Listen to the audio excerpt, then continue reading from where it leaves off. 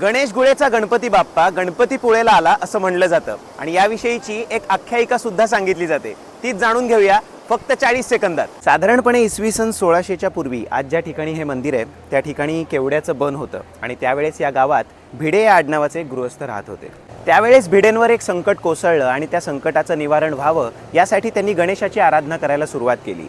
एवढंच नाही तर जोपर्यंत संकटाचं निवारण होत नाही तोपर्यंत अन्न ग्रहण करणार नाही असा निश्चय सुद्धा त्यांनी केला। त्यावर गणपतीने त्यांना दृष्टांत दिला आणि असं सांगितलं की या ठिकाणी भक्तांच्या कामना पूर्ण करण्यासाठी 2 गंडस्थळे आणि दंतयुक्त स्वरूप धारण करून मी गणेश गुळे येथून प्रगट झालो आहे। माझी पूजा अर्चा कर, तुझ्यावरील संकट दूर होईल। त्या काळी बरेच दिवस भिडे यांची गाय दूध देत नव्हती आणि म्हणून गुराखी त्यावर बारीक लक्ष ठेवून होता। एके दिवशी गुराख्याला असं आढळलं की या डोंगरावरील एका भागावर गायीच्या स्तनातून सतत दुधाचा अभिषेक होतोय।